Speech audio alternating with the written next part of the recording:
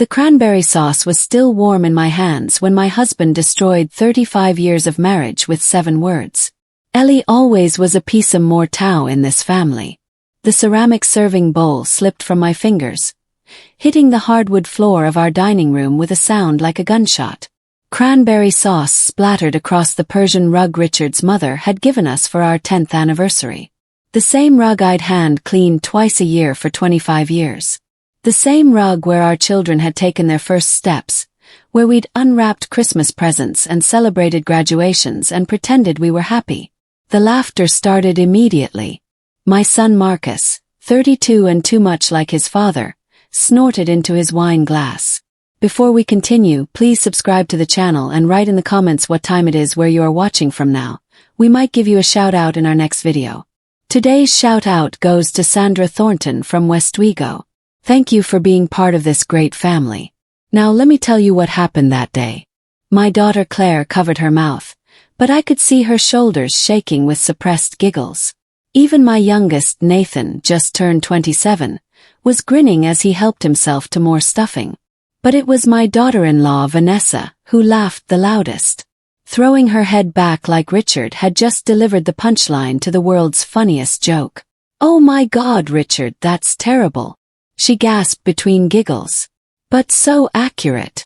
I stood frozen beside the table I'd spent 2 days preparing, wearing the apron I'd embroidered with autumn leaves last September, surrounded by the people I'd devoted my entire adult life to serving. The turkey I'd been basting since 4 in the morning sat golden and perfect in the center of the table. The homemade rolls were still warm from the oven. The sweet potato casserole with the marshmallow topping that took 3 hours to prepare properly steamed gently in its crystal dish. My grandmother's crystal dish. The one I'd promised myself I'd pass down to Claire someday. All of it ignored while my family laughed at the joke that was my life. "Peso no," Richard repeated, savoring the Portuguese phrase he'd learned from his golf buddy Diego. "Deadweight. That's what you are, Ellie. Always have been dragging us down with your little hobbies and your crazy ideas." The crazy idea he was referring to had been mentioned exactly once, tentatively, hopefully during the appetizer course, a small bed and breakfast, something I'd been dreaming about since the children left home 3 years ago. I'd even found a property, a Victorian house in Vermont that needed renovation, but had good bones, character, potential. "I think it could be wonderful," I'd said quietly, passing the cheese board that had taken me an hour to arrange properly. With the kids grown, we could start fresh, travel, meet new people. I could finally use my hospitality degree. The hospitality degree I'd earned at 38, taking night classes while working part-time and still managing to have dinner on the table every evening by 6:30. The degree I'd never been able to use because someone needed to drive Claire to soccer practice or Marcus to debate team or Nathan to guitar lessons or Richard to the airport for another business trip where he'd come home exhausted and expectant waiting for me to massage the tension from his shoulders and listen to his complaints about demanding clients. A bed and breakfast, Richard had said, cutting into his perfectly prepared turkey with surgical precision. "With what money, Ellie? With what business experience? You've never run anything more complicated than a PTA fundraiser." "I ran the church charity auction for 8 years," I'd said, hating how defensive I sounded. "I organized the community food drive that raised over $50,000. I managed the household budget through 3 recessions and still saved enough to." "That's not the same as running a business," Marcus had interrupted, his voice carrying the same dismissive tone he'd inherited from his father. "Mom, you can't just decide to become an entrepreneur at 64. That's not how the real world works." Besides, Claire had added, not looking up from her phone where she was undoubtedly posting pictures of my carefully prepared meal to Instagram without credit, "You'd hate dealing with strangers all the time. You're not exactly social." "Not social." The woman who'd hosted dinner parties for Richard's colleagues for 3 decades, who'd organized neighborhood block parties and school fundraisers and charity galas, who'd been the perfect political wife during Richard's brief stint as city councilman, smiling and making small talk and remembering everyone's names and their children's accomplishments. But I'd learned long ago that my family had a remarkable ability to forget my contributions the moment they were no longer convenient. "It was just an idea," I'd said finally, reaching for my wine glass and noticing how my hand trembled slightly. "Something to think about for the future." That's when Richard had delivered his verdict. Peso morto. Dead weight. And they'd all laughed. Now I stood in the ruins of my Thanksgiving dinner. Cranberry sauce seeping into the antique rug. While my family continued their meal as if nothing had happened. As if they hadn't just reduced 35 years of my life to a punchline. Ellie, Richard said without looking up from his plate. You can clean that up or just stand there all night. I looked at him, really looked at him for what felt like the first time in years. Richard Bennett, 67 years old, silver-haired, and still handsome in the way that middle-aged men with money and confidence often were. The same man who'd swept me off my feet at a college mixer in 1985. Who'd promised me adventures and partnership and a life full of possibilities. Somewhere along the way, those promises had transformed into expectations. I'd cook, clean, manage, organize, facilitate, and disappear. I'd become the invisible infrastructure that kept his life running smoothly. So invisible that my own family couldn't imagine me as anything else. Actually, Richard, I said, my voice surprisingly steady. I think I'll leave it. I untied my autumn leaf apron, the one I'd spent hours embroidering while watching Richard's detective shows, the one that had seemed so festive this morning when I'd put on my good earrings, and hoped for a pleasant family dinner, and dropped it on top of the cranberry mess. What the hell is wrong with you? Richard's voice carried the edge it got when his routine was disrupted. This is your grandmother's rug. Yes, it is. I walked to the coat closet and pulled out my navy wool coat, the one I'd bought 3 years ago. But rarely wore because Richard said it made me look like I was trying too hard. And now it's yours to clean. Nathan's voice held the first note of uncertainty I'd heard from him all evening. Where are you going? I paused at the front door, looking back at my family. They sat around my table under my grandmother's chandelier, in the dining room I decorated and maintained and loved, looking at me like I was a stranger who'd wandered into their lives by accident. Maybe I was. I'm going to find out if I'm really dead weight, I said, pulling on the leather gloves I'd received last Christmas from Claire. Practical brown forgettable gloves that matched exactly what she thought of me. Or if you've all just forgotten what it feels like to carry yourselves. I walked out into the November evening, leaving the door open behind me so they could hear my car engine starting.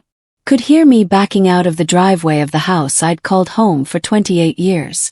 I drove through our quiet neighborhood where every house was lit with the warm glow of family dinners and football games, where other women my age were probably loading dishwashers and wrapping leftovers and pretending their lives were exactly what they'd always dreamed they would be. But I didn't go home to our empty house with its perfectly coordinated throw pillows and spotless kitchen and guest room that was always ready for visitors who rarely came. Instead, I drove to the Marriott on the edge of town, checked into a room with a view of the interstate, and sat on the generic hotel bed with my phone in my hands. The text came from Richard at 11:30. This is ridiculous. Come home at midnight.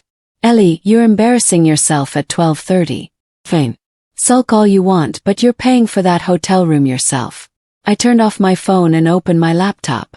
The Victorian house in Vermont was still for sale.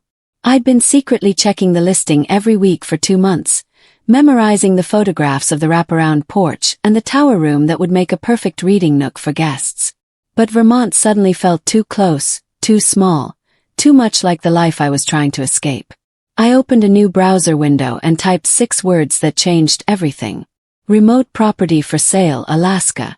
The photographs that filled my screen showed endless skies and untouched wilderness. Mountains that had never heard my family's laughter at my expense. Lakes that reflected possibilities instead of limitations. By 3 o'clock in the morning I'd found it. 50 acres on the edge of nowhere, 4 hours from Anchorage with a log cabin that needed work and a view that needed nothing but appreciation. By 4 in the morning I'd transferred the down payment from the savings account Richard didn't know I had, the inheritance from my parents that I'd been carefully investing for 15 years while he'd been making jokes about my grocery money. By sunrise, I was driving north toward a life that would finally fit the woman I'd always been underneath the apron and the expectations and the weight of other people's limitations. Richard was right about one thing. I had been carrying dead weight for 35 years. But it hadn't been me. The real estate agent's voice crackled through my cell phone like distant thunder. Professional concern barely masking what I suspected was genuine alarm. Mrs. Bennet, I have to ask, are you certain about this decision? Purchasing property sight unseen is always risky. But Alaska, Linda Foster paused, and I could hear papers shuffling in the background. Well, it's not exactly retirement country for most people. I stood at the window of my hotel room, watching the Kansas sunrise paint the sky in shades of amber and rose, and smiled for the first time in months. Ms. Foster, I've spent 35 years making safe decisions. How's that worked out for me? I understand, but this particular property is quite remote. The nearest neighbor is 12 miles away. The access road isn't maintained by the state, and the cabin, while structurally sound, hasn't been occupied in 3 years. Perfect. Another pause. The seller is asking for a quick closing, cash only, as is condition. No inspections, no contingencies. It's unusual for someone of your demographic, my demographic, 64-year-old woman, probably divorced, probably desperate, probably making an emotional decision she'd regret when reality set in. Linda was being kind by not saying it directly. Ms. Foster, I've wired the full purchase price to your escrow account. The property is mine as of 9 this morning, correct? Yes, ma'am. Congratulations. I suppose, though, I do hope you'll consider hiring local contractors before attempting any major renovations. The climate up there can be challenging.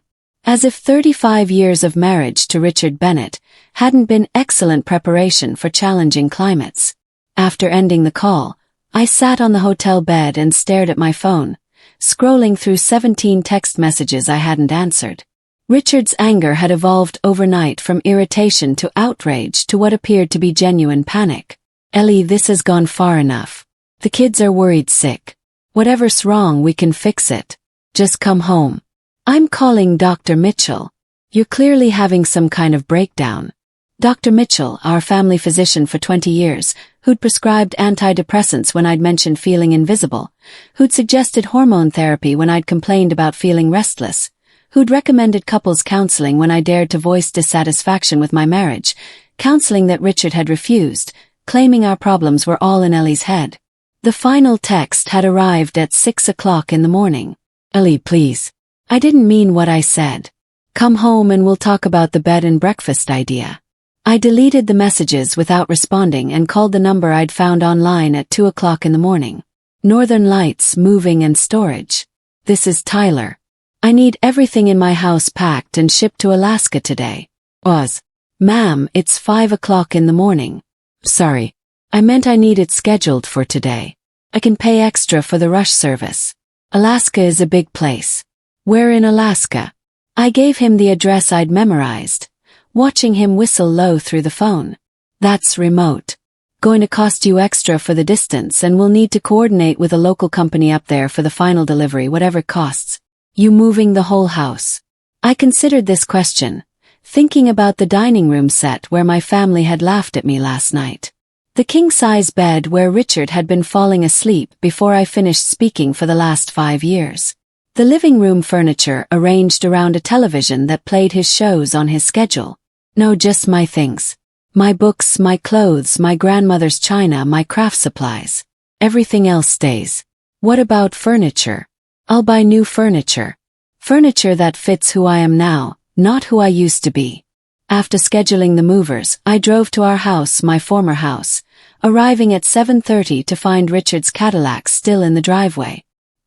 He'd taken the day off work, something he'd done exactly 3 times in our entire marriage when each of our children was born. I used my key quietly, surprised by how foreign my own home felt after just one night away. The cranberry sauce stain was gone from the dining room rug. Richard must have called our cleaning service, but the table still held the remnants of our Thanksgiving disaster. Dirty plates, serving dishes with congealed food, wine glasses with dark residue in the bottom. The scene of my humiliation left for me to clean up. I found Richard in the kitchen standing at the coffee maker in his bathrobe, his silver hair disheveled and his face bearing the kind of hangover pallor that suggested he'd finished the wine after I left. Thank God, he said when he saw me. Ellie, we need to talk. This whole thing has gotten out of hand. Has it? I opened the cabinet where I kept my travel mugs and selected my favorite, a ceramic piece decorated with vintage maps that Claire had given me years ago, Back when she still thought my dreams of travel were charming rather than embarrassing. Course it has. Running off to a hotel like a teenager having a tantrum. What will the neighbors think? I poured coffee into my travel mug, adding cream from the refrigerator I'd organized and restocked hundreds of times. I don't know, Richard. What do you think they'll think? I think they'll think my wife has lost her mind. He moved closer and I caught the familiar scent of his aftershave mixed with wine and fear. Ellie, I know I said some things last night. We all did. But you know how family dinners get. Everyone's tired. Maybe we had too much wine. Dead weight. What? That's what you called me. Dead weight in Portuguese. So it would sound more clever, more cutting. Richard's face flushed red. I was joking, Ellie. It was a joke. You know, I didn't mean which part was the joke. The part where you said I'd always been dead weight or the part where our children laughed about it. They weren't laughing at you. They were laughing at me, Richard. Just like you've been laughing at me for years. Every time I mention going back to school or starting a business or traveling somewhere that wasn't a pre-planned vacation to the same resort we visited 8 times, I walked past him toward the stairs, heading for the bedroom to collect the personal items the movers would need to identify. Where are you going now? Richard's voice carried the edge of a man who was accustomed to controlling situations and found himself suddenly powerless. Upstairs to pack. Pack for what? How long is this little rebellion going to last? I stopped halfway up the stairs, looking down at the man I'd promised to love and honor until death do us part. He stood in our kitchen wearing the silk bathrobe I'd given him for his birthday, surrounded by the breakfast dishes I wouldn't be washing in the house I'd turned into a home he'd taken completely for granted. It's not a rebellion, Richard. It's a divorce. The word hung in the air like smoke from an extinguished candle. You can't be serious. I've never been more serious about anything in my life. Ellie, you're 64 years old. You can't just start over. Where would you even go? What would you do? I smiled, thinking about 50 acres of untouched wilderness where no one had ever called me dead weight, where no one expected me to disappear into the background of my own life. I'm going to find out what it feels like to be the main character in my own story. This is insane. You don't have any money, any skills. I have $380,000 in my personal account, a hospitality degree, 35 years of management experience, and more skills than you've ever bothered to notice. Richard's mouth opened and closed like a fish gasping for air. 380. How do you have my parents' inheritance? The money you assumed didn't exist because you never asked about it. The money I've been investing while you've been treating me like unpaid household staff. I climbed the rest of the stairs, leaving Richard standing in his expensive kitchen, finally understanding that the woman he'd taken for granted was about to take herself completely out of his reach. In our bedroom, I pulled out the suitcase I'd bought years ago for a trip to Europe that never happened because Richard decided it was too expensive, too impractical, too much trouble. Now it would carry me 6,000 miles away from everything I'd ever known. The movers arrived at noon, efficient and professional, packing my life into labeled boxes. While Richard made increasingly desperate phone calls to our children, I heard fragments of his conversations, explanations about midlife crises and hormonal changes and the need for family intervention. But I also heard something I'd never heard before. Genuine fear that I might actually mean what I said. By evening, my possessions were loaded onto a truck heading north. By midnight, I was on a plane to Anchorage, watching the lights of Kansas disappear beneath the clouds. Somewhere over the Canadian border, I opened my laptop and began researching sustainable building practices, ecotourism, and the hospitality industry in Alaska. Deadweight didn't research. Deadweight didn't plan. Deadweight didn't spend the flight designing the life she was going to build from scratch. But Eleanor Bennett, not Ellie, not anymore, was about to prove that she'd been carrying everyone else for so long, she'd forgotten how light she could be on her own. The bush pilot who flew me from Anchorage to my new property looked like he'd stepped from a Jack London novel, grizzled beard, eyes the color of glacier ice, and hands that gripped the controls of his Cessna like he was shaking hands with an old friend. "You sure about this, ma'am?" he shouted over the engine noise as we banked over endless wilderness. "Weather's turning and that cabin's been empty a long while. Might want to consider staying in town tonight. heading out in the morning. Below us stretched a landscape that seemed to exist beyond the reach of human ambition.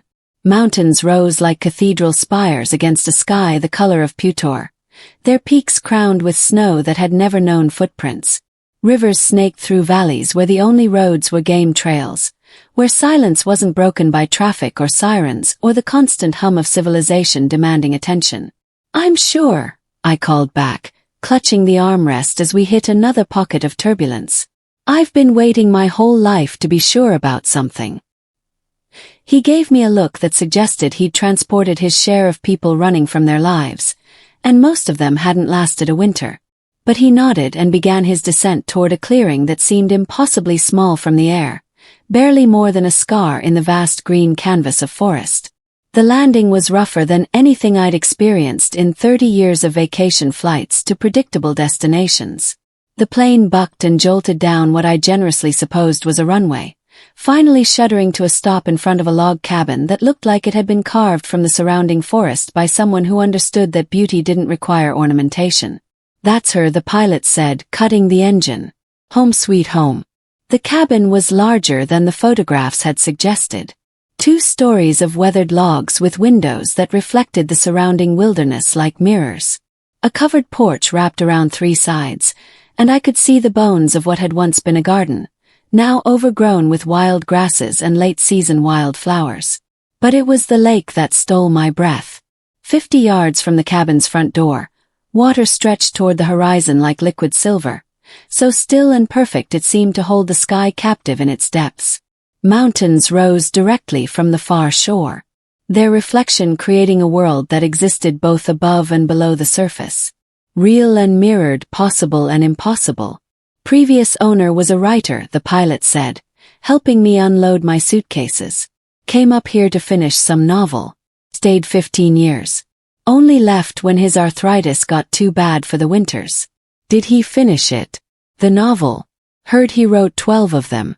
Something about the solitude clearing his head, helping him remember who he was underneath all the noise. I stood in front of my new home. My home purchased with my money, chosen by my judgment, and felt something I'd almost forgotten existed.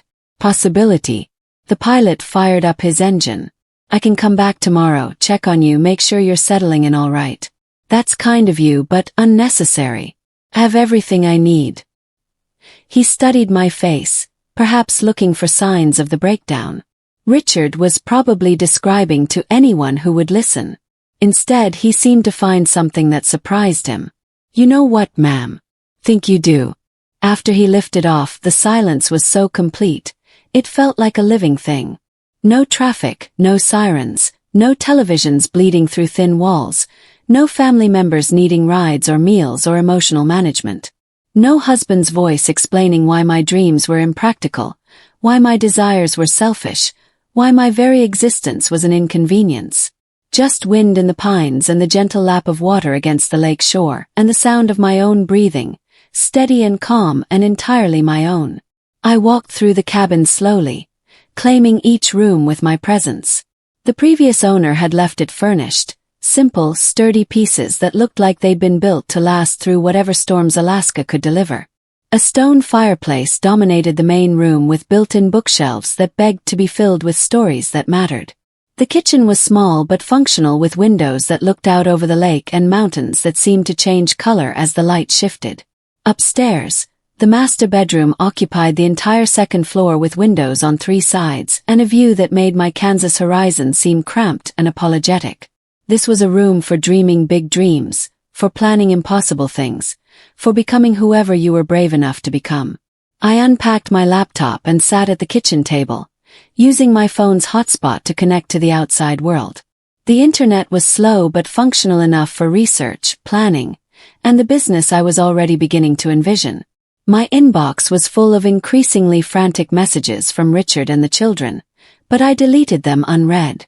That conversation would happen when I was ready, on my terms, from a position of strength rather than desperation. Instead, I opened a new document and began typing. Business plan. Northern Lights Wilderness Retreat mission to provide discerning travelers with an authentic Alaska experience that combines luxury accommodation with environmental stewardship and respect for local culture. target market executives seeking digital detox, couples celebrating significant anniversaries, adventure travelers who appreciate comfort, corporate groups needing creative inspiration. I'd studied hospitality management for 6 years, earning my degree while raising 3 children, and maintaining a household that could have served as a magazine spread for perfect family living. I'd managed budgets, coordinated events, resolved conflicts, and created experiences that brought people together around shared values. Everything Richard had dismissed as just housework had actually been preparation for this.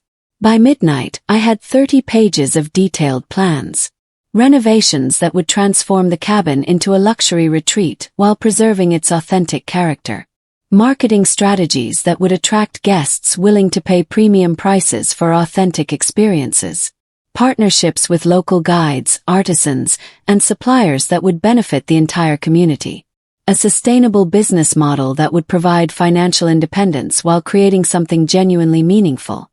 The next morning, I woke to sunlight streaming through windows I hadn't covered with the heavy drapes Richard preferred. Outside, the lake reflected clouds that looked like brush strokes against canvas, and I understood why the writer had stayed 15 years. I made coffee in the simple kitchen and walked onto the porch, breathing air so clean it seemed to wash my lungs from the inside. A bald eagle circled overhead, and somewhere in the distance, I heard the haunting call of loons. My phone buzzed with an incoming call, Richard's number. I let it go to voicemail, then listened to his message while watching the eagle settle on a dead pine at the W's edge. Ellie, this has gone too far. The kids are worried sick. The neighbors are asking questions and Dr. Mitchell says you might be having a genuine psychological break. I've talked to a lawyer about having you declared well about protecting you from making decisions you'll regret. Just come home. We'll pretend this never happened. I deleted the message and blocked his number. Then I called the construction company I'd researched online, the one with 5-star ratings and a specialty in sustainable building practices. Northern Construction. This is Rosa. I'd like to schedule a consultation for a major renovation project. I'm turning a residential cabin into a luxury wilderness retreat. Whereabouts are you located? I gave her the address, hearing her whistle softly through the phone. That's pretty remote. It'll cost extra to get crews and materials out there. That's fine. When can someone come take a look? How about next Tuesday? Fair warning though. Winter's coming fast up there. If you want to do any major work, we'd need to start soon and work through some pretty challenging weather. Perfect. I've been dealing with challenging weather my whole life. It's time I built something that can withstand it. After scheduling the consultation, I walked down to the lake shore and stood at the water's edge, letting the morning silence wash over me like absolution. Somewhere in Kansas, Richard was probably calling lawyers and doctors, trying to find legal ways to drag me back to a life that had never fit. But legal guardianship required proving I was incompetent to make my own decisions. And a woman who just purchased 50 acres of Alaska wilderness, developed a comprehensive business plan, and scheduled major construction work within 48 of arriving, didn't sound particularly incompetent. She sounded like someone who'd finally stopped pretending to be smaller than she actually was. The eagle took flight, circling once before disappearing into the vast blue sky. I had work to do. The construction crew arrived on a Tuesday morning when frost painted the world in silver. Their convoy of trucks rumbling down my dirt access road like mechanical thunder. I watched from my kitchen window as they unloaded equipment and materials. These men and women who would help transform my vision into reality. Rosa Chen emerged from the lead truck. A compact woman in her 50s with calloused hands and eyes that missed nothing. She walked the property with the focused attention of someone who understood that Alaska didn't forgive poor planning or shoddy workmanship. "You picked a hell of a place to build a business," she said, studying the elevation reports I'd commissioned. "But I'll give you this. The location's perfect for what you're planning. Total privacy, world-ass views, and close enough to town that you won't go completely feral." We spent the morning walking through the cabin, discussing load-bearing walls and plumbing upgrades and the kind of insulation that would keep guests comfortable when outside temperatures dropped below survival. Rosa's team measured and photographed and made notes in the efficient shorthand of people who built things that lasted. "Timeline's tight if you want to open next summer," she said as we stood on the porch looking out at the lake where ice was already forming along the edges. "We're talking about adding 4 guest suites, upgrading the electrical and plumbing systems, building a commercial-grade kitchen, and constructing a separate spa building. That's a lot of work in a short window. Can it be done? Can be done. The question is whether you want to pay what it'll cost to do it right." I thought about the account statements I'd reviewed that morning. The careful investments that had grown steadily while Richard made jokes about my PIN money. The inheritance from parents who'd believed in education and self-sufficiency, who'd worked 2 jobs each to send me to college, who'd trusted me to make something meaningful of the opportunities they'd provided. Money isn't the limiting factor. Quality is. Rosa smiled. The first genuine smile I'd seen from her. "In that case, we can absolutely do this. But you're going to have to make some decisions about living arrangements.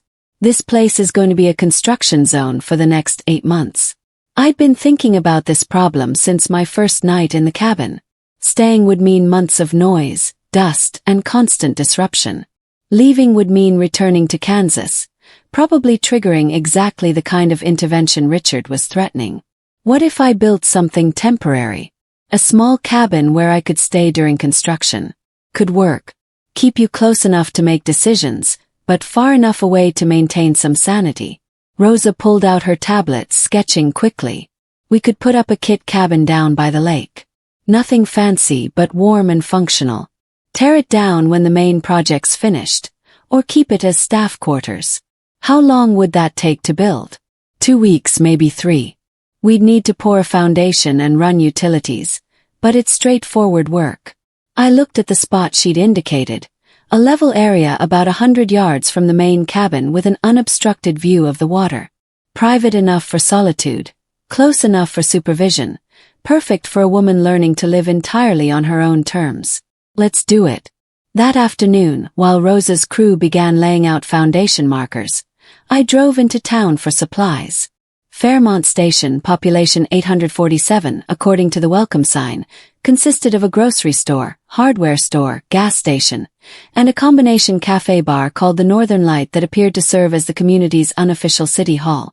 The grocery store clerk, a woman named Diane, with kind eyes and practical gray hair, helped me navigate the complexities of shopping for an extended stay in rural Alaska.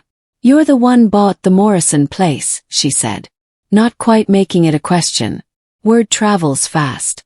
Honey, in a town this size, stranger buying property is front-page news, especially when she shows up alone and starts talking about building a resort.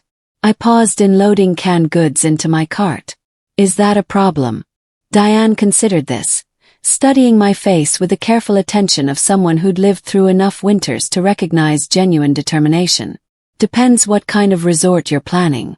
We've seen folks come through wanting to build casinos or strip malls or turn the whole place into some kind of theme park. Nothing like that. I want to create a place where people can experience real Alaska, the wilderness, the culture, the sense of possibility, something that supports the community rather than exploiting it. And you think you can do that coming from?" She glanced at my Kansas license plate visible through the window. Coming from somewhere flat and easy, it was a fair question. I thought about my 35 years of managing complexity, resolving conflicts, and creating experiences that brought out the best in people. About the fundraisers I'd organized that had fed families and funded scholarships and built community centers. About the dinner parties where I'd helped strangers become friends. Where I'd negotiated business deals disguised as social conversations. Where I'd turned my home into a space that made people feel valued and heard. I think I can learn, and I think I can listen to people who know more than I do. Diane nodded slowly, then reached under the counter and pulled out a business card. "My daughter runs the best guiding service in the area. If you're serious about this resort idea, you'll need local partners who understand what tourists want and what the land can handle." I took the card, reading the name Arctic Adventures. Kate Donovan, owner. Any relation to the man who sold me the property? His daughter. She grew up on your land. Knows every trail and fishing spot for 50 miles. Smart girl, good business sense, but she's been struggling since her dad moved south. Tourists usually book through the big companies in Anchorage. Don't know there's local expertise available. That evening, I called Kate Donovan from my temporary quarters while construction noise echoed from the main cabin. She agreed to meet the next morning, her voice carrying the cautious optimism of someone who'd learned not to expect too much but hadn't given up hoping. She arrived at sunrise driving a pickup truck that had seen hard use but careful maintenance. Kate was about Claire's age with sun-weathered skin and eyes the color of deep water. She moved through the wilderness like it was her living room, pointing out wildlife signs and explaining the seasonal patterns that would affect any tourism operation. Dad always said this property had resort potential, she said as we walked the shoreline. Perfect access to fishing, hiking, wildlife viewing. But it would need to be done right, small-scale, respectful, focused on the experience rather than just extracting money from tourists. That's exactly what I have in mind. We spent the morning discussing partnerships, profit sharing, and the kind of authentic experiences that would justify premium pricing. Kate knew where to find the best fishing, which trails offered the most spectacular views, how to track and photograph wildlife without disturbing natural behaviors. I have one condition, she said as we walked back toward the cabin. Any business we build here, it supports the community. Local hiring, local suppliers, local culture. Too many outside developers come in and turn Alaska into a theme park version of itself. Agreed. I want to create something that belongs here, not something that could exist anywhere. Kate studied my face, looking for the kind of insincerity she'd probably encountered from other outsiders with big dreams and small understanding. Whatever she saw seemed to satisfy her. All right then. Let's build something worth building. As she drove away, I stood on my porch, watching the sun paint the lake in shades of gold and copper. My phone had been buzzing with ignored calls all morning. Richard's number, the children's numbers, even Dr. Mitchell's office. But I'd also received emails from my investment advisor confirming that my portfolio had grown by another 8% this quarter. From the contractor confirming that construction was ahead of schedule. From the Small Business Administration approving my application for additional funding. Deadweight didn't receive approval for business loans. Deadweight didn't negotiate partnerships with local experts. Deadweight didn't stand on her own porch, watching her dreams take shape in the wilderness she'd claimed as her own. I was beginning to understand what the writer who'd lived here for 15 years had discovered. Sometimes you had to travel to the edge of the world to find the center of yourself. The loons called across the water, their voices carrying promises I was finally ready to believe. Winter arrived like a judgment, swift and absolute and more beautiful than anything I'd experienced in 6 decades of Kansas seasons. By February, the lake was a white highway stretching toward mountains that seemed carved from crystal, and my temporary cabin had become a cocoon of warmth in a world transformed by silence. The main construction had slowed but never stopped. Rosa's crew working in shifts through the harsh weather with a kind of determination that seemed uniquely Alaskan. Inside the temporary cabin, I spent the dark months planning, researching, and learning the hospitality business with the focused intensity of someone making up for lost time. Kate stopped by twice a week, bringing groceries and mail, and the kind of practical wisdom that only came from surviving 40 winters in the bush. She'd become something I'd never had in Kansas. A true friend who valued my mind rather than my domestic services. Package from Kansas, she said one bitter February afternoon, stamping snow off her boots as she entered my small kitchen. The box was substantial, professionally packed with Richard's law office return address. I'd been expecting this. Inside, beneath layers of legal padding, were divorce papers. Not the simple dissolution I'd filed through my own attorney in Anchorage, but a complex document filled with accusations and demands. Richard was contesting everything. My competency to make financial decisions, my right to community property, even my legal residence in Alaska. Attached was a letter in his familiar handwriting. Ellie, this foolishness has gone on long enough. I've spoken to medical professionals who confirm that your behavior indicates possible early-stage dementia or a serious psychological break. No rational person abandons their family and life savings to play pioneer in the wilderness. I'm prepared to file for guardianship if you don't return immediately and submit to proper medical evaluation. The children support this decision. We're worried about you. Kate watched me read, her expression darkening as she absorbed my body language. Bad news. My husband wants to have me declared mentally incompetent. She whistled low. On what grounds? Apparently, buying property in Alaska and starting a business constitutes evidence of dementia. Well, hell, half the state would be in asylums if that were true. Kate poured herself coffee without asking. Another thing I loved about our friendship. What are you going to do? I thought about the question while watching snow fall outside my windows like a blessing. In Kansas, this moment would have triggered panic, phone calls to lawyers, desperate attempts to prove my sanity to people who'd already decided I'd lost it. The old Ellie would have rushed home to make peace, to smooth over conflict, to resume the smaller version of herself that everyone found so much more comfortable. But the woman who'd lived through an Alaskan winter, who'd negotiated construction contracts and built partnerships and learned to split firewood when the generator failed, had different responses available. I'm going to prove him wrong. How? I pulled out the folder I'd been preparing for months. Documentation that would make Richard's accusations look not just false, but ridiculous. Bank statements showing my assets had grown substantially under my own management. Business plans that demonstrated strategic thinking and market analysis. Letters from contractors, suppliers, and partners attesting to my competency and professionalism. He thinks I'm hiding in the woods making emotional decisions, I said, spreading the documents across my kitchen table. Instead, I've been building something that will be worth millions when it opens. Kate studied the papers with the careful attention of someone who understood business. Her guiding service had survived and grown through careful planning and sound judgment, and she recognized the same qualities in my work. This is solid, she said finally. Really solid. You've thought through everything. Environmental impact, staffing, marketing, seasonal variations. This isn't the work of someone who's lost her mind. No, it isn't. But fighting this kind of thing costs money and energy. You sure you want to get dragged into a legal battle instead of focusing on the business? I thought about Richard's letter, about his assumption that threatening me with medical evaluation and guardianship would send me scurrying home in fear.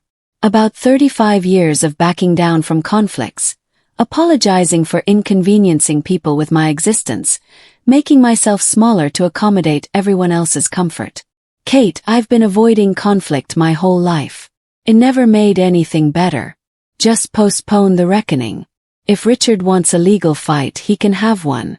But he's about to discover that the woman he married isn't the woman he's trying to control. That afternoon, I drove into town through snow that fell like determination, meeting with the lawyer I'd retained when I'd first arrived in Alaska. Carmen Rodriguez was Kate's age, but with the sharp focus of someone who'd built her practice defending people others underestimated. Natives fighting for land rights, women escaping abusive situations, elderly residents protecting their assets from predatory relatives. This guardianship threat is interesting, she said, reviewing Richard's paperwork in her small but efficient office. Your husband's lawyer is claiming you've abandoned your family and are making irrational financial decisions, but the evidence suggests exactly the opposite. What do you mean, Eleanor? You've increased your net worth by 40% in 8 months.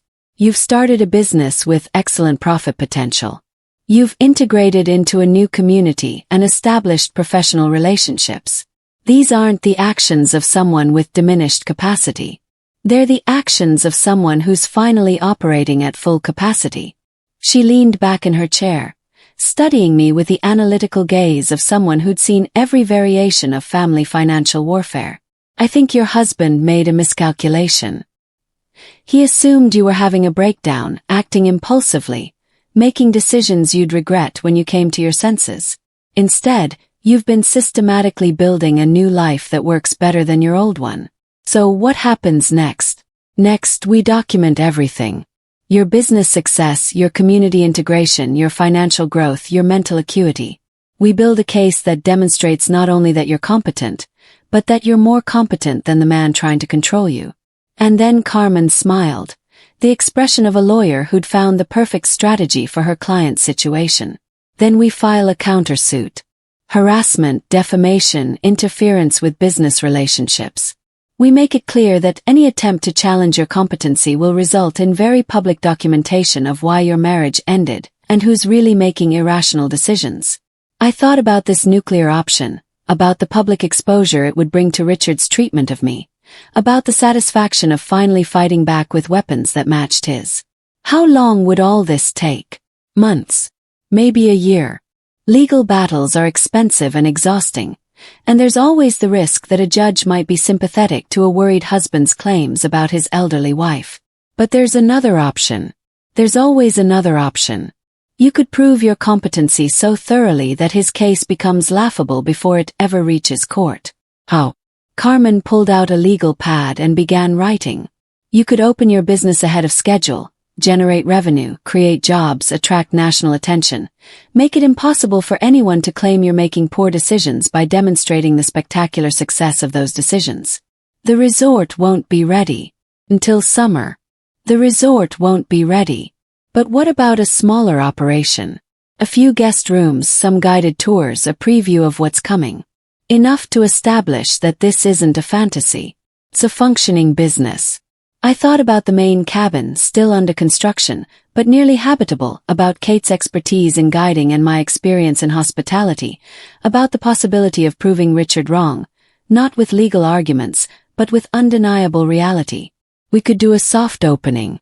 Limited guests, premium pricing, exclusive access, marketed as a preview of Alaska's newest luxury wilderness experience. Exactly. Nothing defeats claims of incompetency like documented business success. That night, I called Kate from my temporary cabin while Aurora Borealis painted the sky in ribbons of green and gold. How quickly could we put together a guiding operation for small groups? How small? For guests maximum. High-end clientele willing to pay premium prices for authentic experiences. Give me 2 weeks to line up equipment and permits. But Eleanor, are you sure about this? Opening early means everything has to be perfect from day one. No room for mistakes. I looked out at the wilderness that had become my home, at the business that was becoming my legacy, at the life I'd built from nothing but determination and the courage to finally bet on myself.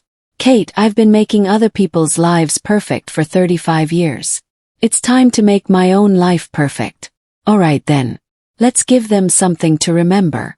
The aurora danced overhead like applause, and I began planning my resurrection.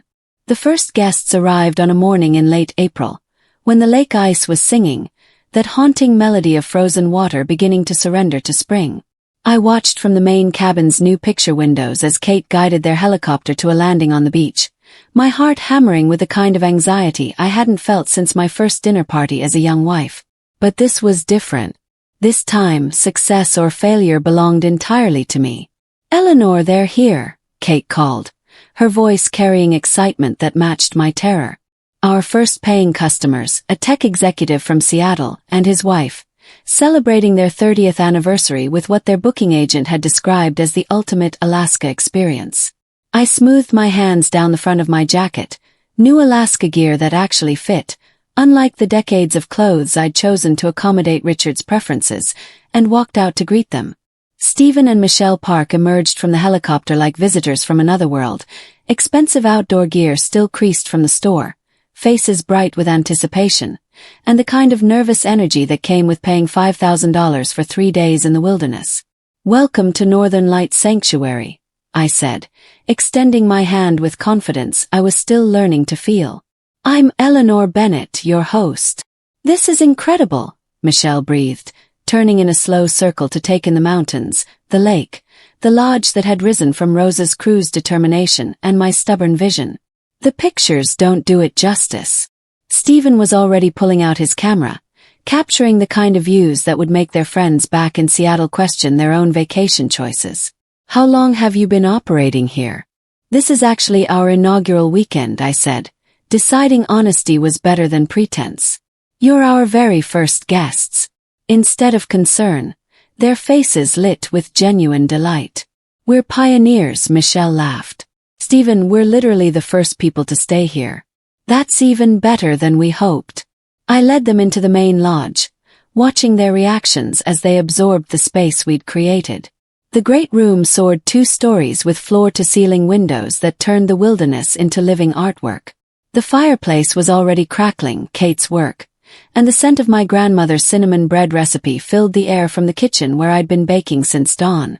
"This is spectacular," Stephen said, running his hand along the custom dining table Rose's team had crafted from reclaimed local timber.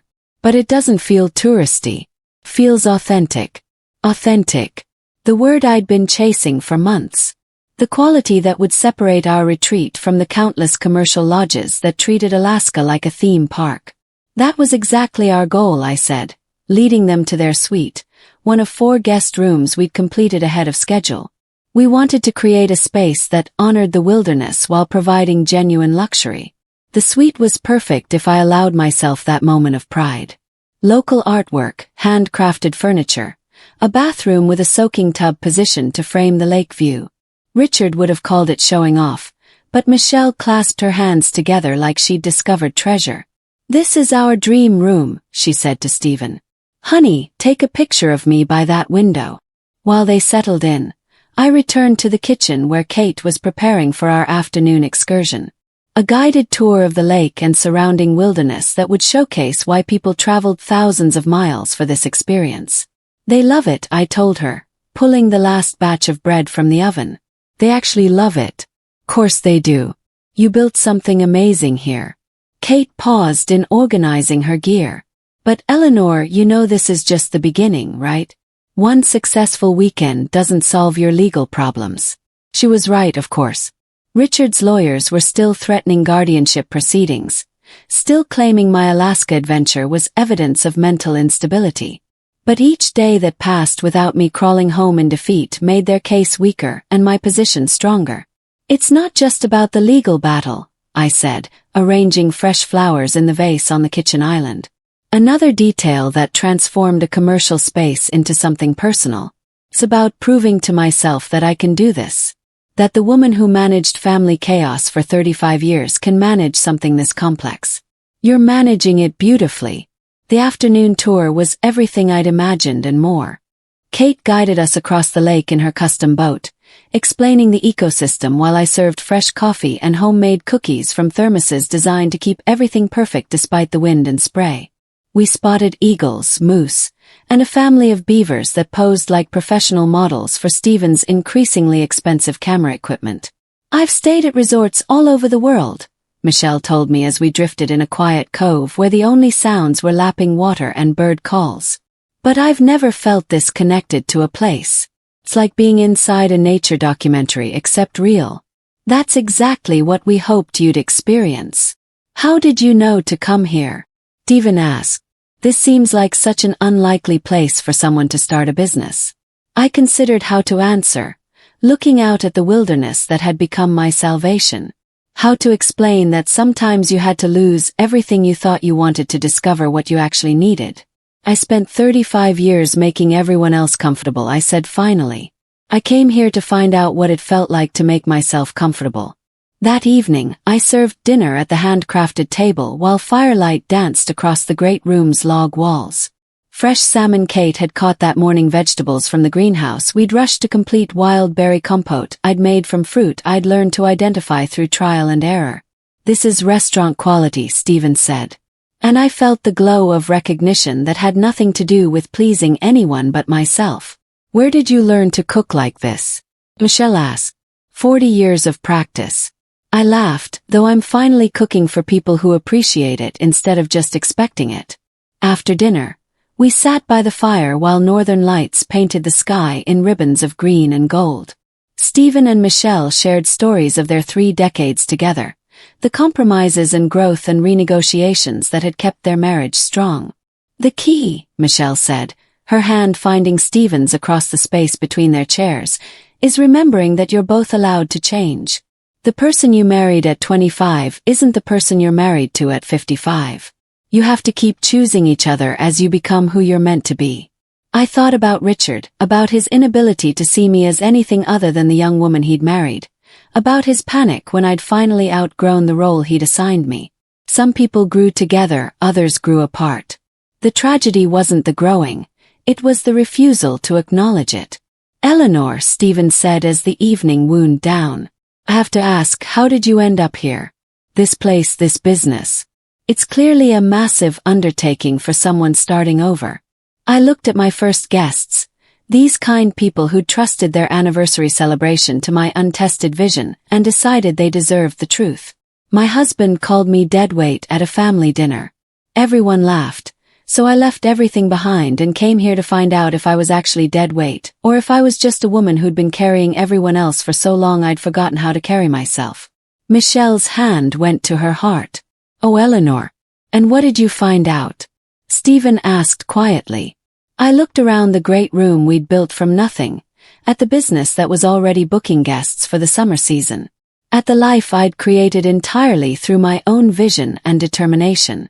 I found out that some people mistake service for weakness, and some people mistake independence for insanity, and some people, Michelle said raising her wine glass in a toast, build something so beautiful that everyone else realizes what they lost. We drank to new beginnings and second chances, while outside my windows, the wilderness I'd claimed as my own stretched toward horizons that held nothing but possibility. Richard's lawyers could threaten all they wanted. I had guests to serve, a business to run, and a life to live that finally belonged entirely to me. Deadweight didn't build sanctuaries. Deadweight didn't create experiences that made people weep with joy. Deadweight didn't stand in the great room of her own lodge, surrounded by the evidence of her competence, planning tomorrow's adventure for people who'd traveled across the continent to share her dream. I was many things now. Entrepreneur, host, wilderness woman. But deadweight had never been less accurate. Richard was about to learn the difference between a woman who'd been held down and a woman who'd been set free. The article in Travel Plus Leisure changed everything. I was reading it on my laptop in the lodge's great room 3 weeks after Stephen and Michelle's visit, watching morning light dance across the lake while my coffee grew cold in the mug Michelle had insisted on buying from our small gift collection. Alaska's best-kept secret. Northern Lights Sanctuary redefines wilderness luxury. The headline alone made my heart race. But it was the opening paragraph that truly stole my breath.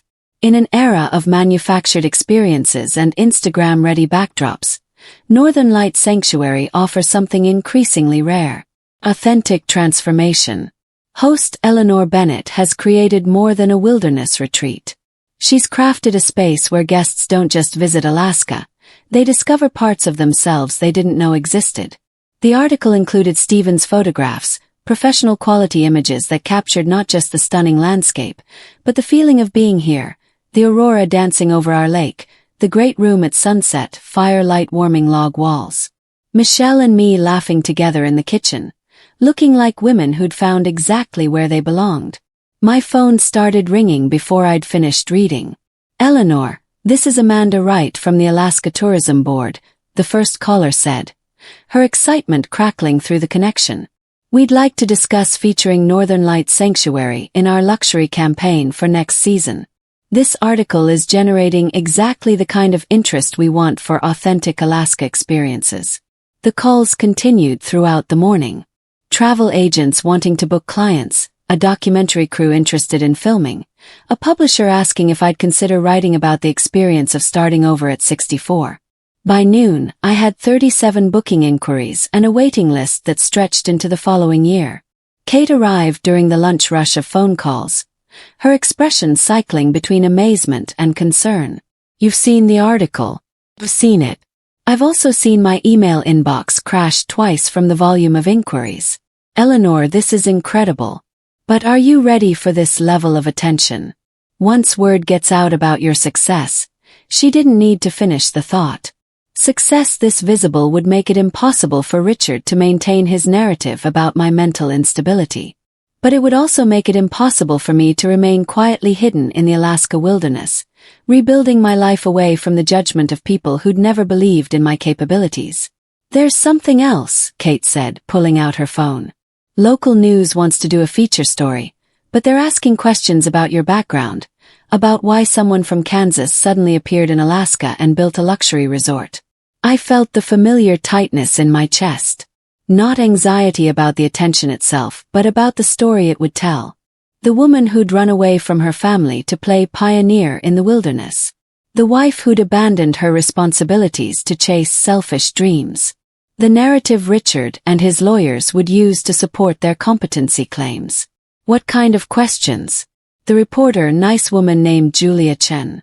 She wants to know about your hospitality background, your business experience, how you finance this operation. She's not trying to be invasive, just wants to understand how someone creates something this successful, seemingly overnight. I walked to the great room windows, looking out at the wilderness that had become my sanctuary. The afternoon sun painted the lake gold, and somewhere in the distance I could see eagles circling over their fishing grounds. This place had taught me that running towards something you valued was different from running away from something that diminished you. Set up the interview, I said. It's time to tell the real story. Julia Chen arrived the next morning. A sharp-eyed woman in her 30s with a kind of practical intelligence that came from years of separating fact from fiction. We sat in the great room with coffee and fresh blueberry muffins while she set up her recording equipment. Her professional demeanor softening as she absorbed the space we'd created. "This is remarkable," she said, gesturing toward the handcrafted details that made the lodge feel like a home rather than a hotel.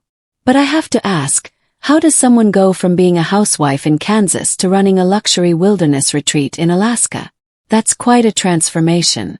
I'd been preparing for this question since Kate's call, thinking about how to frame the story in a way that honored the truth without feeding the narrative my former family was constructing about my supposed breakdown. I spent 35 years managing complex logistics, resolving conflicts, creating experiences that brought people together, and building relationships that lasted decades. I just did it under the title of housewife instead of hospitality manager. You're saying your marriage was preparation for this business. I'm saying that managing a household, organizing events, coordinating schedules, and making people feel valued and comfortable are exactly the skills needed to run a successful hospitality operation. The only difference is that now I'm being compensated for work I've always done. Julia made notes, her expression thoughtful. But the financial investment required to create something like this, that's substantial, even for someone with business experience. This was the question I'd been dreading and anticipating in equal measure. The moment where I'd have to reveal that the deadweight wife had been financially independent all along. My parents believed in education and self-sufficiency, I said carefully. They left me an inheritance that I invested carefully over 20 years. When I decided to make this change, I had the resources to do it properly. So, this wasn't an impulsive decision. I spent 6 months researching the Alaska hospitality market before I bought the property. Another 8 months planning the renovation and building partnerships with local suppliers. Everything you see here was carefully planned and strategically executed. Julia looked around the great room again, taking in the evidence of systematic planning and professional execution. "Eleanor, I have to ask. There are rumors that your family has raised concerns about this venture, that they've questioned your decision-making capacity. How do you respond to that?" I felt the moment crystallize around us, the interview becoming something larger than a puff piece about a successful new business. This was my opportunity to shape the narrative, to define myself before others define me. "Julia, let me ask you something. If a 64-year-old man left his job to start a business that became successful enough to be featured in national magazines within 6 months, would anyone question his mental capacity? Probably not. The difference between confidence and instability often depends on whether you're expected to remain small and accommodating or encouraged to grow and succeed. Chose growth. And your family. I thought about Richard's increasingly desperate phone calls, about the children who'd sided with him without ever asking for my side of the story, about 35 years of being taken for granted by people who couldn't imagine me as anything other than their personal support system. My family loved the woman who made their lives easier. They're having difficulty accepting the woman who makes her own life meaningful. That afternoon, after Julia had finished photographing the lodge and the grounds, I received a call that made my hands shake as I answered. "Mrs. Bennett, this is Carmen Rodriguez. We have a problem." "What kind of problem?" "Your husband's lawyers have escalated. They're filing for emergency guardianship, claiming that the magazine article proves you're in a manic episode, making grandiose claims about business success while living in delusion. I sank into one of the great room chairs, looking out at the wilderness that had become my home, at the business that proved my competence, at the life that demonstrated my capacity for sound judgment. They're using my success as evidence of my incompetence.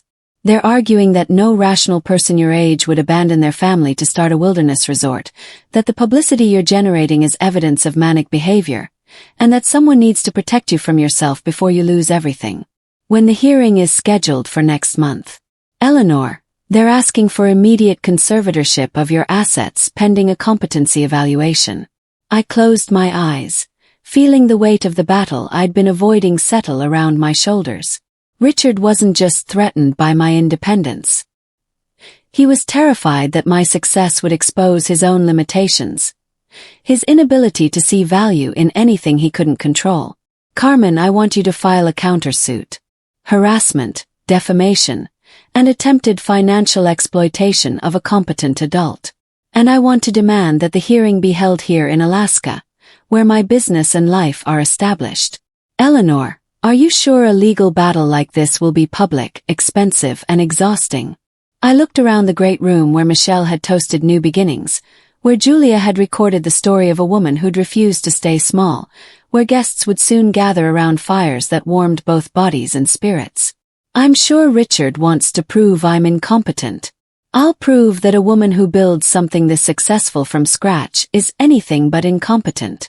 And if we lose, I thought about Stephen's question, what I discovered about myself in the wilderness, and about Michelle's observation that the key to any relationship was allowing people to become who they were meant to be. We won't lose because the evidence of my competence is all around us, generating revenue and changing lives and proving that sometimes the bravest thing you can do is bet everything on yourself. Outside my windows, eagles circled over water that reflected nothing but possibility. The battle was coming, but I was ready for it. After all, I'd been preparing my whole life to defend the woman I'd finally become. The courtroom in Anchorage was smaller than I'd expected, wood-paneled and efficient, with windows that looked out toward the mountains I'd learned to call home. Richard sat at the plaintiff's table with his team of lawyers, wearing the navy suit he'd always claimed made him look authoritative. He hadn't looked at me once since I'd entered with Carmen at my side.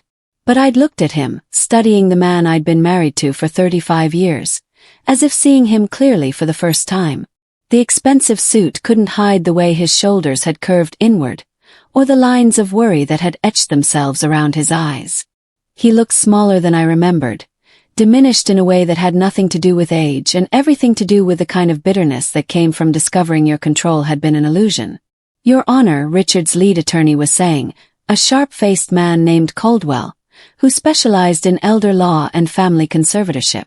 We're here today because a 64-year-old woman has abandoned her family, liquidated substantial assets, and relocated to the wilderness of Alaska based on what can only be described as grandiose delusions.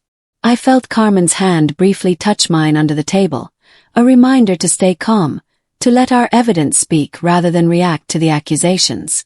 We'd spent weeks preparing for this moment, gathering documentation that would make their claim seem not just false, but absurd. Mrs. Bennet, Caldwell continued, left her home of 30 years following what her family describes as an increasingly erratic pattern of behavior.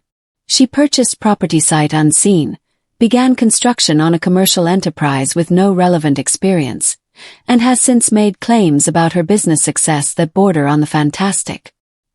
He gestured toward a folder thick with papers. We have testimony from family members documenting Mrs. Bennet's increasing isolation, poor financial judgment, and apparent inability to maintain normal family relationships. Her own children have expressed concern about her mental state and her capacity to manage significant assets. Judge Victoria Stone, a woman in her 50s with steel-gray hair and the kind of direct gaze that suggested she'd heard every variation of family financial drama, studied the papers before her. Mr. Caldwell, what specific evidence do you have of financial mismanagement or diminished capacity? Your Honor, Mrs. Bennet spent nearly $400,000 on remote Alaska property, and then invested an additional $2 million in construction and business development, all without consulting her family or seeking professional advice. And this investment has yielded what result? Caldwell's pause was barely perceptible, but I caught it. This was the question they'd been hoping to avoid. The business is still in its early stages, Your Honor, but our concern is that Mrs. Bennet has put her entire financial security at risk based on unrealistic expectations about Mr. Caldwell. Judge Stone interrupted. Is the business profitable? Another pause. We believe the reported profits are exaggerated. Carmen stood, her voice calm but carrying an edge of professional satisfaction. Your Honor, if I may present evidence that directly addresses Mr. Caldwell's claims. For the next hour, Carmen systematically dismantled every argument Richard's lawyers had constructed. Bank statements showing my business had generated over $300,000 in revenue in just 4 months of operation. Booking records demonstrating we were sold out through the following year. Letters from the Alaska Tourism Board, travel industry professionals, and satisfied customers attesting to both the quality of our operation and my professional competence. Furthermore, Your Honor, Carmen said, pulling out her final folder, we have documentation that Mr. Bennet and his family have a significant financial interest in declaring Mrs. Bennet incompetent. Upon her death or incapacitation, they stand to inherit assets currently valued at approximately $6 million. The courtroom fell silent, except for the scratch of the court reporter's machine and the distant sound of Anchorage traffic. Richard's face had gone pale, and I saw his lawyers exchanging glances that suggested this particular piece of evidence was unwelcome news. Mrs. Bennet, Judge Stone said, addressing me directly for the first time, I'd like to hear from you. In your own words, please explain your decision to relocate to Alaska and start this business. I stood slowly, feeling the weight of everything that had led to this moment. The laughter at my family's table, the decision to drive north toward something unknown, the months of construction and planning, and the slow, careful building of a life that belonged entirely to me. Your Honor, I spent 35 years managing complex operations under the title of housewife. I coordinated schedules, managed budgets, resolved conflicts, and created experiences that brought people together. I raised 3 children, supported my husband's career, and saved enough money to be financially independent, all while being told that my contributions were less valuable than his because they didn't come with a paycheck. I looked directly at Richard for the first time since entering the courtroom. When I suggested using some of our assets to start a business that would utilize my skills and education, my husband called me dead weight. My children laughed. At that moment I realized I had a choice. I could continue to accept their assessment of my worth, or I could prove it wrong. And you chose to prove it wrong by moving to Alaska. I chose to prove it wrong by building something meaningful with my own hands, my own mind, and my own money. The fact that I chose to do it in Alaska rather than Vermont or Colorado or anywhere else is irrelevant to the question of my competence. Judge Stone made notes, then looked up at me with something that might have been approval. Mrs. Bennet, do you have any regrets about your decision? I thought about the question carefully, considering not just the legal implications, but the human ones, the family dinners I'd never share, the grandchildren I might never know, the life I'd left behind in pursuit of one that fit better. I regret that it took me 64 years to value myself enough to make this choice. I regret that my family preferred a version of me that was small enough for their comfort, rather than large enough for my own fulfillment. But I don't regret building something that proves what I've always known about myself, that I'm capable of extraordinary things when I'm finally allowed to attempt them.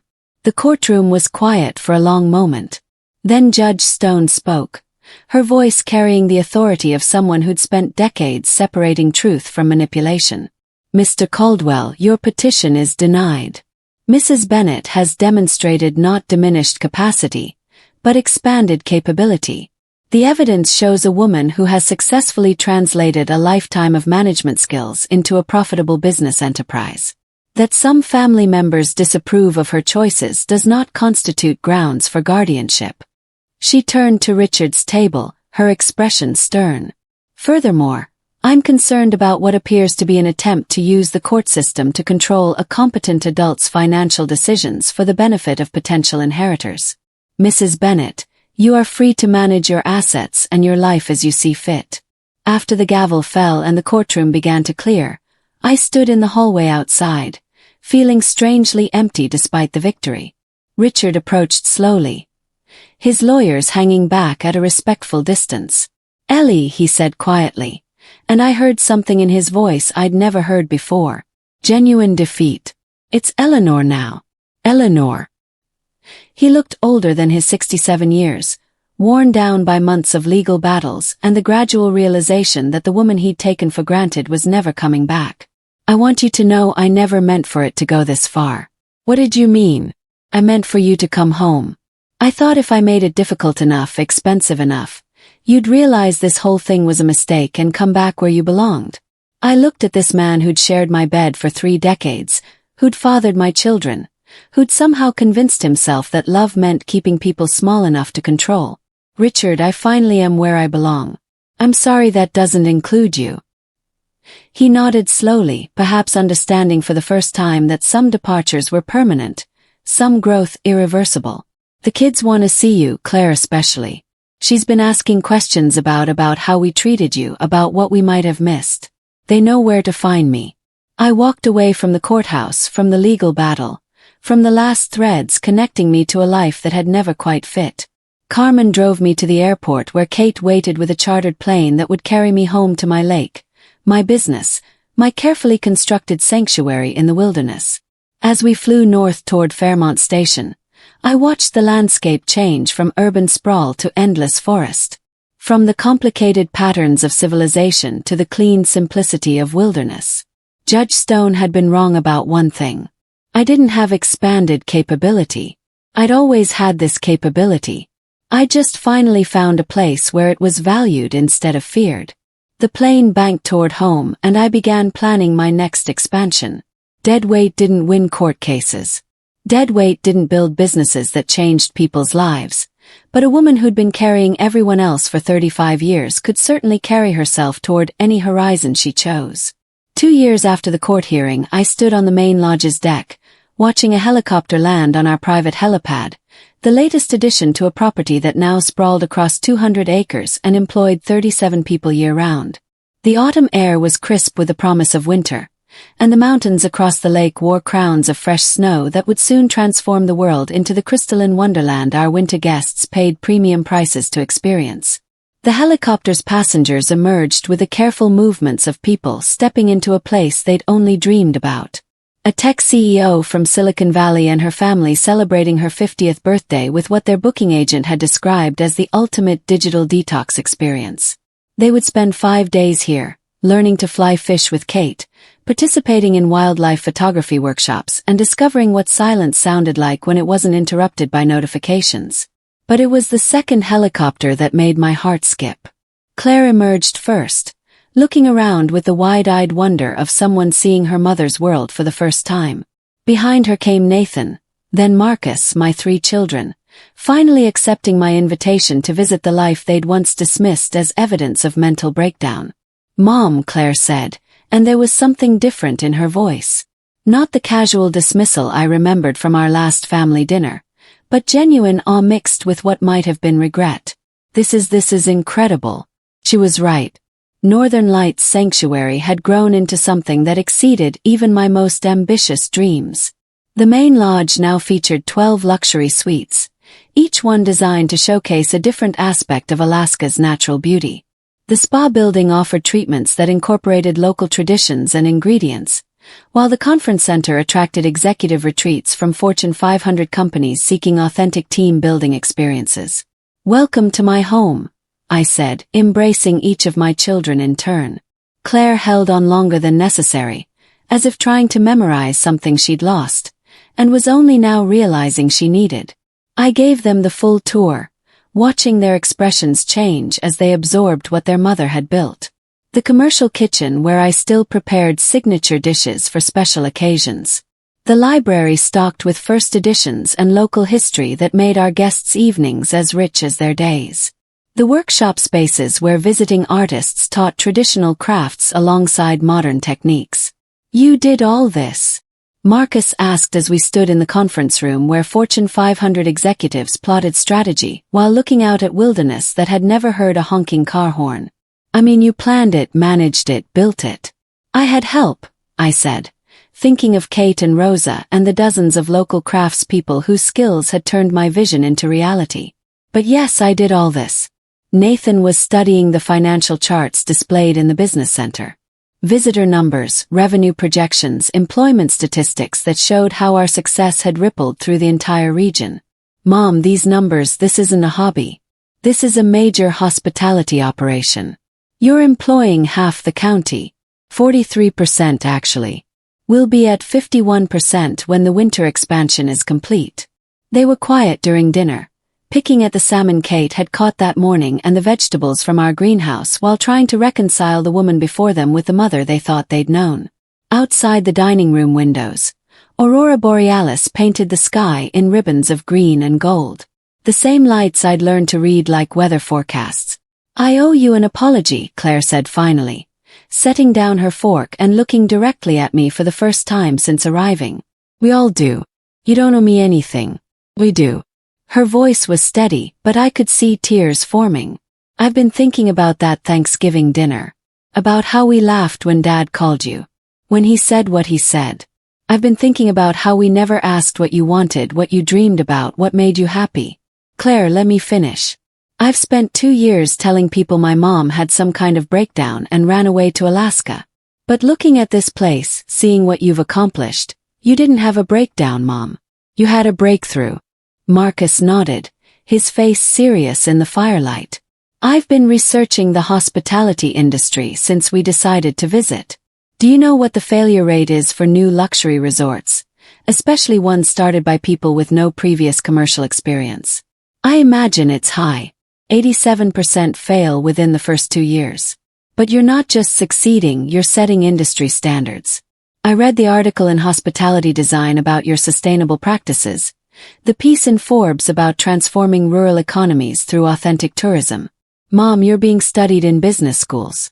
I thought about the professor from Stanford who'd called last month asking if she could bring a group of graduate students to study our operational model, about the documentary crew that had spent 3 weeks filming our sustainable practices, about the invitation to speak at the International Hospitality Conference in Dubai. It's been a learning experience, I said simply. Learning experience. Nathan laughed. But there was no cruelty in it, just amazement. Mom, you revolutionized an industry. While we were worried about you losing your mind in the wilderness, you were building an empire. Empire. The word felt strange applied to what had begun as simple survival. The need to prove I was more than the sum of other people's limitations. But looking around the dining room where guests from 6 different countries were sharing stories and planning tomorrow's adventures, I supposed it was accurate. There's something else, Claire said, her voice dropping to something more personal about Dad. I waited, watching my daughter struggle with words that had clearly been rehearsing for months. He's been different since the court case. Smaller somehow. Vanessa left him last year. She said living with him was like being married to a man who was angry at the world for changing without his permission. I felt a pang of something that wasn't quite sympathy but wasn't satisfaction either. I'm sorry to hear that. Are you really? I considered the question while watching the aurora dance outside our windows.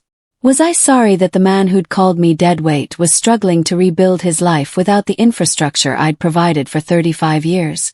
Was I sorry that his children were finally seeing him clearly enough to make their own judgments about his character? I'm sorry that he's learning painful lessons about the value of what he took for granted. I'm sorry that it took losing me for him to understand what he'd lost. But Claire, I'm not sorry. I'm not sorry I built this. And I'm not sorry I proved that everything he said about me was wrong. He knows that now. Nathan said quietly. He won't admit it, but he knows. He asks about you sometimes. Not like he wants you back, but like he's trying to understand how he got it so wrong. We talked until the fire burned down to embers. My children asking questions about the business, the community, the life I'd built from the ashes of their dismissal. They stayed for 4 days participating in the same activities as our paying guests, learning to see Alaska through the lens I'd created for visitors, seeking authentic transformation. On their last morning, as Kate prepared to fly them back to Anchorage, Claire pulled me aside. I want to bring the girls here this summer, she said. Your granddaughters, I want them to see what their grandmother accomplished. I want them to know that it's never too late to become who you're meant to be. They're always welcome. And Mom, I want to be involved. Not as a guest, not as your daughter feeling guilty about the past, but as someone who understands what you've built here and wants to help it grow. I looked at Claire. Really looked at her, seeing not the young woman who'd giggled at my dreams, but an adult who'd spent 2 years questioning everything she thought she knew about strength, success, and the courage to change course. What did you have in mind? I run a marketing firm in Chicago. I know digital strategy, brand development, social media. I could help you expand without losing what makes this place special. I could help you tell your story to people who need to hear it. Women who think it's too late to start over. Families who've forgotten how to value each other's dreams. I felt something warm settle in my chest. Not the desperate gratitude of someone starved for family connection, but the solid satisfaction of mutual respect earned through honest reckoning. "I'd like that," I said. "I'd like that very much." As the helicopter lifted off, carrying my children back to their lives in the lower 48, I stood on the deck, watching them disappear into the vast Alaska sky. They would return, not because they felt obligated to visit their eccentric mother who'd run away to the wilderness, but because they'd discovered something here worth preserving.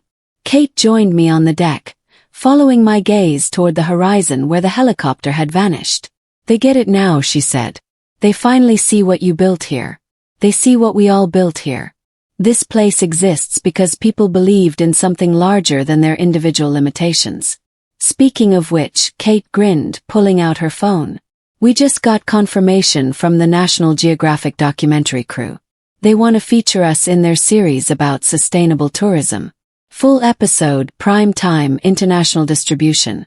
I looked out at the wilderness that had become my sanctuary, at the business that proved my competence, at the community that valued my contributions rather than taking them for granted.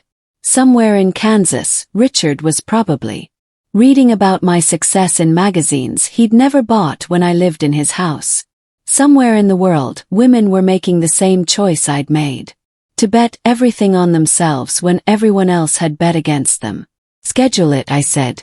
"It's time the whole world knew what dead weight can accomplish when it finally stops carrying everyone else." The aurora had begun early tonight, painting the sky in colors that had no names, reminding me that the most beautiful things often happened when you traveled far enough from familiar limitations to discover your own magnificence. I had an empire to run. The news crew arrived on a crisp October morning when the autumn light turned everything to gold. Their equipment trucks rumbling down the road that had been nothing but a game trail when I'd first arrived 5 years ago.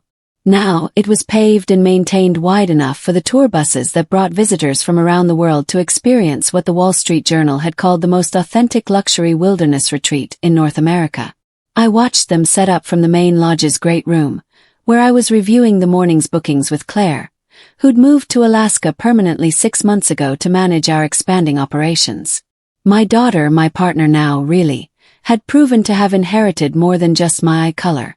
Her marketing campaigns had transformed Northern Light Sanctuary from a regional secret into an international destination, while somehow preserving the intimate authenticity that made the experience meaningful. "The 60 Minutes crew wants to start with the overview interview," Claire said, consulting the detailed schedule she'd prepared. "Then they'll film guest activities, staff interviews, and the community impact segment in town." 60 Minutes. The call had come 3 months ago from a producer who'd seen our National Geographic feature and wanted to explore what she called the phenomenon of reinvention in later life. But I knew the real story they were chasing. The woman who'd been dismissed by her own family then built something so successful it forced everyone to reconsider their assumptions about age, gender, and the courage to change course. The interview took place on the deck, overlooking the lake with the mountains providing a backdrop that made every shot look like a postcard. Correspondent Rachel Morrison, a coincidence of names that hadn't escaped either of our notices, asked the questions I'd been expecting, and a few I hadn't. "Eleanor," she said, settling back in her chair while the crew adjusted their equipment. 5 years ago, you were a traditional housewife in Kansas. Today, you run an operation that employs 63 people and generates over $12 million in annual revenue. How do you explain that transformation? I'd answered versions of this question dozens of times for magazines, documentaries, and the business school students who now used our operation as a case study. But something about the moment, the cameras, the setting, the knowledge that this interview would reach millions of people made me want to be more honest than I'd ever been publicly. Rachel, I think most people misunderstand what happened to me. They see it as transformation, as if I became someone completely different. But the truth is, I finally became who I'd always been underneath the expectation. What do you mean by that? I mean that managing a household for 35 years gave me exactly the skills needed to run a complex hospitality operation, coordinating schedules, managing budgets, resolving conflicts, creating experiences that brought people together. I'd been doing all of that for decades. The only difference was that suddenly I was doing it for people who valued my contributions instead of taking them for granted. But surely starting a business in the Alaska wilderness required skills you didn't have as a housewife.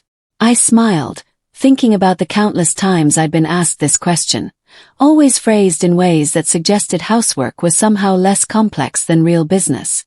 Rachel, have you ever tried to get 3 teenagers ready for school while preparing a dinner party for 12? Managing a budget that stretched a middle-class income to cover college tuition and coordinating volunteer schedules for a charity fundraiser that raised $50,000 because that was a typical Tuesday in my previous life. And your family's reaction to your success. This was the question I'd been dreading and anticipating in equal measure. The story was public knowledge by now. The legal battle, Richard's attempts to have me declared incompetent, the gradual reconciliation with my children. But this was the first time I'd been asked to reflect on it for a national audience. My family loved the woman who made their lives easier. They struggled to accept the woman who made her own life meaningful. That's not unusual. Change is threatening to people who benefit from the status quo, even when that status quo is limiting for everyone involved. Do you have any contact with your ex-husband? I paused, thinking about the Christmas card Richard had sent last year. The first communication between us since the divorce was finalized. Simple message. Congratulations on your success. Hope you're happy. Not an apology exactly, but perhaps the closest he could come to acknowledging what he'd lost when he dismissed my dreams as dead weight. Richard and I live very different lives now. I hope he's found peace with his choices, just as I found peace with mine. And what about other women who might be in similar situations? Women who feel undervalued in their families or marriages. This was why I'd agreed to the interview. Why I'd opened my life to this level of scrutiny. Not for the marketing value. Our bookings were solid for the next 3 years, but for the women who might be watching from dining rooms where their dreams were treated as inconveniences. I'd tell them that their instincts about their own worth are probably accurate. That if the people around them can't see their value, the problem isn't their vision. It's other people's limitations. And that it's never too late to bet on yourself, even when everyone else is betting against you. After the interview, the crew spent the day filming our operations, guests learning traditional fishing techniques with Kate, participating in wildlife photography workshops, gathering around fires in the evening to share stories about transformation and discovery. They interviewed staff members about the economic impact on the community, local officials about sustainable tourism, and guests about what they'd found in the Alaska wilderness they couldn't find anywhere else. But it was the final segment that brought unexpected tears to my eyes. The crew had arranged for a video call with a group of women from around the country, viewers of their previous stories about our operation who'd been inspired to make their own major life changes. A woman in her 60s who'd left a suffocating marriage to open an art studio. A 50-year-old who'd quit corporate law to become a wilderness guide.